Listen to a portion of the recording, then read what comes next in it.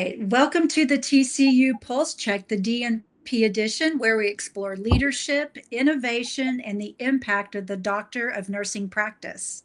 Your hosts, Dr. Kimberly, Posey, and Dr. Paul Biluan. Today's conversation focuses on policy, advocacy, and how nurse leaders are shaping healthcare at the systems level. We are joined by Dr. Serena Bumpus, CEO of the Texas Nurses Association. She is also responsible for providing oversight of related entities and programs, including the Texas Nurses Foundation and the Texas Peer Assistance Program for nurses and other programs as identified. She's responsible for executing the ongoing vision for the association as it relates to the changing healthcare landscape and the profession. Her nursing career spans over 23 years, where she's held various positions from staff nurse to nurse executive. She has demonstrated a very strong career trajectory with involvement in leadership, governance, and advancing the nursing profession. And again, the CEO of the largest professional nursing organization in Texas. She leads and advocates for legislative support towards increased funding for nursing education, workplace violence protections, nursing workforce support, improvements in safe staffing, and state level funding for nursing scholarship and loan repayment programs in Texas. We are so glad you're here. Well, I appreciate you giving me the opportunity to be here with you today. Thank you, Serena. We're happy to have you here in our podcast. Serena, you have had an incredible journey from bedside nursing to CEO. What were the key moments that shaped your path into leadership? When I started out as a brand new nurse, I didn't really know what I wanted to be when I grew up. I know that's the case for many, but I think a lot of people also have a path that they want to take, and I didn't really know what that path was. I was very fortunate in my family that my great grandmother was a nurse. She was a nursing home administrator. I have an aunt who is also a nurse who has spent a large majority of her career in nursing leadership positions. She was a hospital CNO, and so I had those two individuals as examples. And when I started on my nursing path, I had gotten very engaged in shared governance and in my hospital. And that's really what set me on the journey for leadership. It was when I went back to school in my RN to BSN program where that leadership journey, I think, was really solidified for me.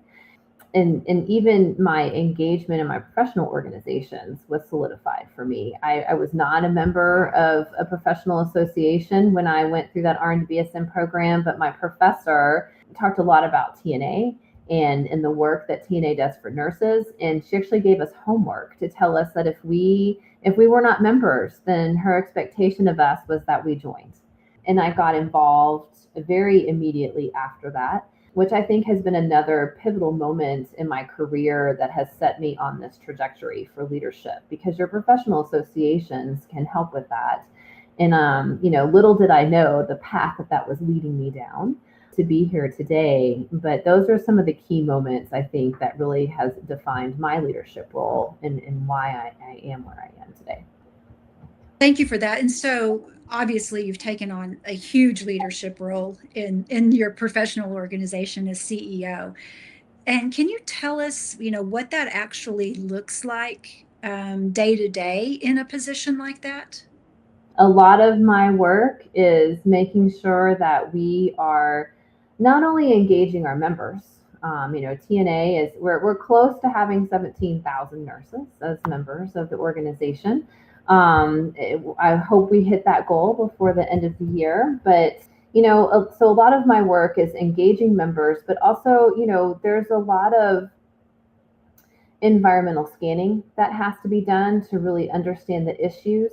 And I have the privilege of being able to step out of the day-to-day minutia of nursing and look at things from a 100,000 foot view. So I see things that maybe we don't get to see ourselves when we're in the trenches working every single day. And so I can meet nurses where they're at. I travel a lot in this position, just going and talking to nurses in their communities, talking with nursing students, to truly understand what the issues are and to validate that what I'm seeing from my viewpoint is actually what's happening, and to really talk about what some of those solutions might be. So, not only do I meet with nurses, but then I also have to ensure that we maintain strong relationships with other stakeholders that support nursing or are employers of nursing, because we need those individuals on our side as well as we're thinking about what that advocacy for the profession needs to look like. So a lot of my work is relationship building in many aspects, and that includes even with our legislators at the Texas Capitol and making sure they have an understanding of the nursing issues as well, because we need them on our side too. Member of Texas Nurse Association. I appreciate all that you do. I follow what you're doing in social media and all the newsletters today. And in fact, I have better um, view of what we're doing in Texas. There's a lot of work to do for our nurses here. Thank you very much for what you're doing. And this is just a question that I want to ask for our DNP listeners as well. Why do nurses, and particularly our DNP students, DNP leaders, need to be involved in the legislative and advocacy level? So that's a great question. And, as a nursing profession, we definitely have an engagement issue.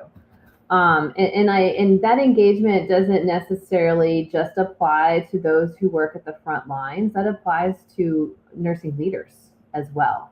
When we think about the nursing profession as a whole and our involvement in, for example, our professional associations, less than 10% of the nursing profession in the United States are members of a professional nursing organization. So when we think about our professional associations, you have your state nursing associations, who are really the only professional association that applies to 100% of all nurses, including nurse leaders. In your professional association, because the profession of nursing is regulated at the state level, it's not regulated federally. Healthcare is legislated at the state level. Some of it's got federal regulations, but healthcare and how it's operationalized in each state is very unique to that state. And so I say that and I share that because engaging in the advocacy piece is, especially from a nurse leader perspective, this is your opportunity to not only advocate for healthcare, but it's an opportunity to advocate for the profession. We don't want someone else having a voice for us. We can use our voices on our own. We are the largest workforce in our communities, in most of our communities. Healthcare is oftentimes the largest employer in our community. So as a profession, we have a lot of influence, or we have the potential, I should say, to have a lot of influence, but we're the most trusted and the least influential. And so that's why it's so important for nurse leaders, especially our DNP leaders, to be front and center in that engagement and involvement in that advocacy, specifically through the avenues of our professional organizations, because one, there is no better group to advocate for nursing than nurses. And two, we need to, we have the ability to be influential.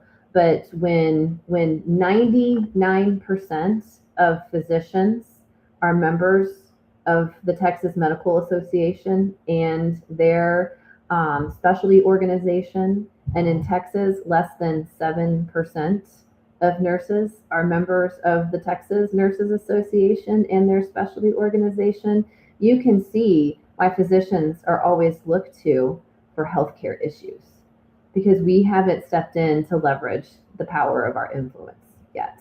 And so DNP leaders have the opportunity to role model what that looks like and to bring others on that journey with them as well.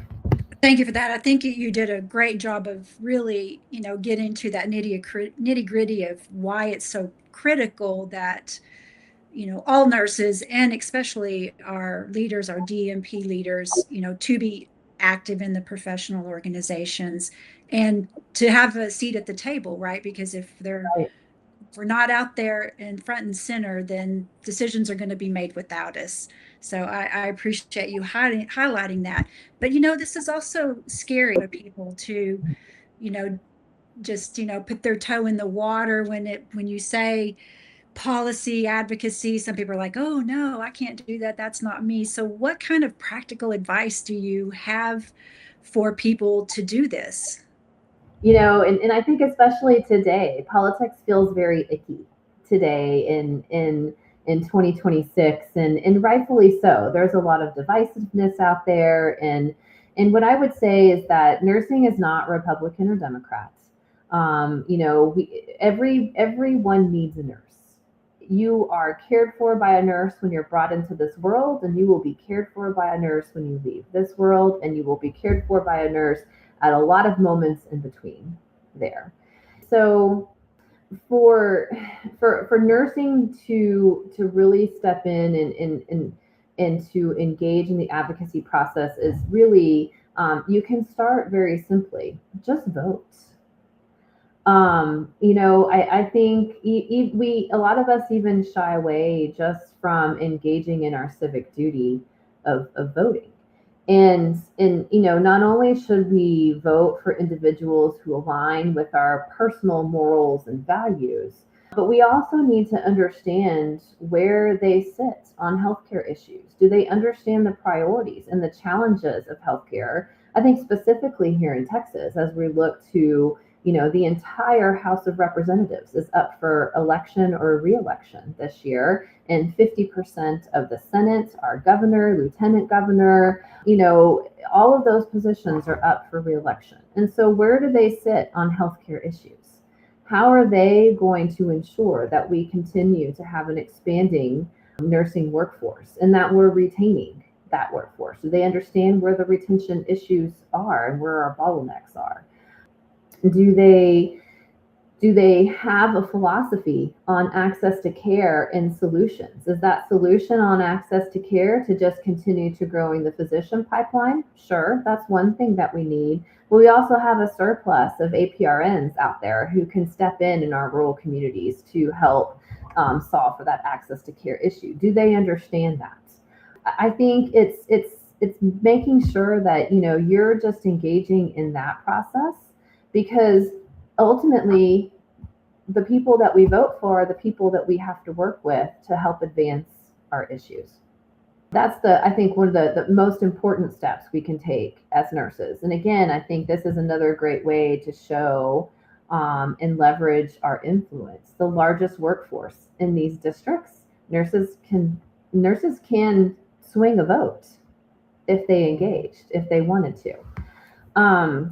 I think the other piece that, for those who are already doing that and engaging in their civic duty, well, let's take it one step further now in just doing basic outreach to those elected individuals, whether that's writing them a letter and telling them your story about the issues that you're experiencing in healthcare today, scheduling a meeting with them and talking with you're not going to schedule a meeting with the elected individual themselves, likely, but you will schedule or will be able to meet with their experts and their staff who manages all of the health policy issues. And meeting with the staff is often better than meeting with the elected official, because they're the ones that are going to tell that individual how to vote or what their position needs to be.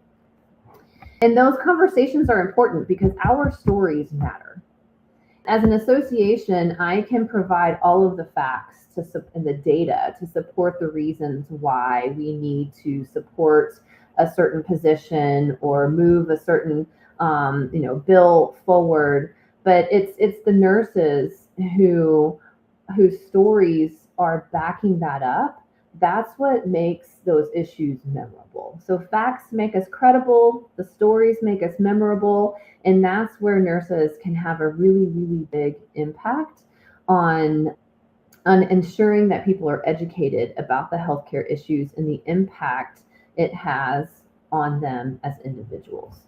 But even just simply getting involved in your healthcare organization's shared governance structure. There are some hospitals here in the state who actually have an advocacy committee as part of their shared governance structure. And so for your executive leaders who are going through this program and who are, leading health systems and shared governance, this is another way to engage your nurses. Create an advocacy committee, get your government relations team in your hospital involved in that committee too, to really talk about the issues. Those organizations that have those committees actually partner with TNA specifically on nursing issues, and we work together to really advance the work and the policies that we've put forward in each legislative sessions. Those are just a few tips and tricks and tidbits that I would say this is like the most basic place you can start, is in those three areas, to really just to start dipping your toes in it. Thank you, Serena. That is very well explained. And this is why it's important that we need to engage with nursing organizations and associations at the state level. And I know Texas Nurse Association have a lot of resources online that they can also check. Now, going back to your leadership journey, Serena, what leadership skills became essential as you move into executive leadership? Oh gosh. I think those skills have been refined and obtained new skills along the way. But one thing that I would say, and something that has really, since I started in my master's program in nursing administration, is something that has kind of been done every few years, and that's understanding what your strengths are. And Strengths Finder has been a great tool for me, and I now have an executive coach who is certified in strengths through Gallup, and so he uses those a lot with me. And my top 10 strengths have always remained the same, but the ones that show up in my top 5 have moved as I've grown in my leadership. The two that have stayed constant, though, top 2 strengths, which is strategic and futuristic. And so when I think about those skills, and my family, you can ask my husband this, because I'm always thinking ahead. I'm not really thinking about the impact something has now, because I was there like 3 months ago. I'm looking ahead to, if we do this today, what's the impact it's going to have 5, 10, 15 years down the road? That is something that I've always been really good at thinking about. And I think as nurse leaders, we need to be thinking ahead into the future. So we have to start taking a more proactive approach rather than a reactive approach. And I think in healthcare, it's much easier to be reactive because it's such a complex system that we work in. But the more that we can be proactive and think ahead into the future and be strategic about how we then approach things, whether that's in a stepwise motion or, we're going all in at once, that's, I think, that change management piece is really important.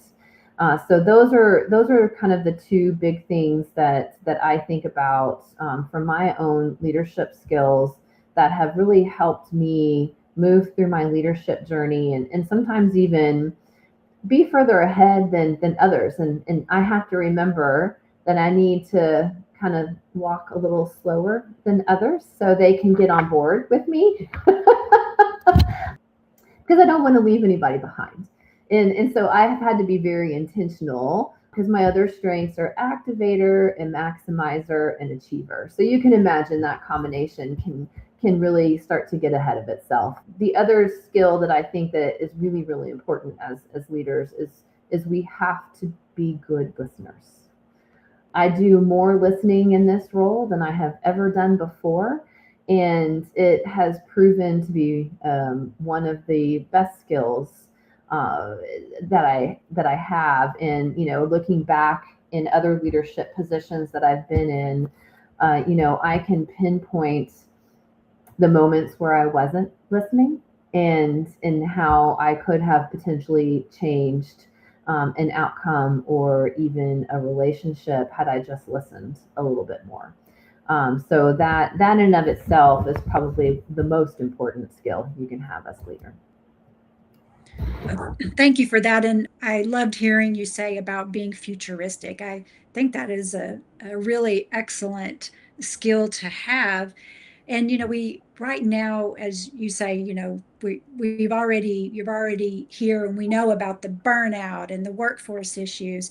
But if you put on that futuristic lens that you like to have, where are we going? What needs to change? Where do nurses need to kind of set that North Star, or how to kind of reset? Can you speak about that a little bit? Yeah, I think, here in Texas, our elected officials have really done a great job in supporting and ensuring that we have the dollars from our Texas government to increase the pipeline of nurses. Our schools of nursing have, really done a great job of expanding their cohorts and their new grads. We can't forget the other side of that, though, which is the retention piece. So, our faculty are working really hard to produce the best new grads they can produce in their programs. And we don't want to lose those individuals within the first 5 years of their career, right? And we are still seeing that we're losing about 40% of new grads within that first 5-year period. And so when we think about the fact that our tax dollars are being used to produce more nurses to help increase to help support the demands that we have here in Texas, we have to be very intentional about ensuring that we're not wasting those tax dollars. A couple of things that we're starting to look at is, there's really 8 dimensions of wellness. It's not just physical and mental wellness anymore. It's financial wellness, it's environmental, it's occupational. And so all of those components need to be rolled in together. And so we've, from a financial aspect, we have secured money from the state to ensure that Texas has its own nursing loan repayment program.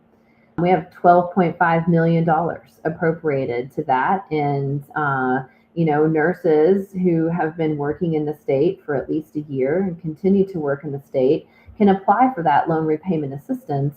And, for a registered nurse, they can get up to almost $9,000 of their student loans repaid. Advanced practice nurses can get up to $30,000 of their student loans paid. So from a financial wellness perspective, that's pretty incredible. Mental health, the same thing. Psychiatric mental health nurse practitioners can get up to $60,000 of their student loans paid. We have nursing scholarships that are distributed through the state. And so those are some of the things that we have started to look at. But, one of the things that we still have a challenge with is workplace violence. It continues to increase, and we have legislation here in Texas. We have our Workplace Violence Prevention Act, and then, it's now a felony to assault a healthcare worker on hospital property. But we still are seeing those incidents increase. And so we're starting to have conversations with our hospitals, with the CNOs, to just understand what is working, what's not working, what else do we need to ensure that nurses walk into a safe environment every day. Because we still have a big uphill battle, I think, to tackle with workplace violence prevention.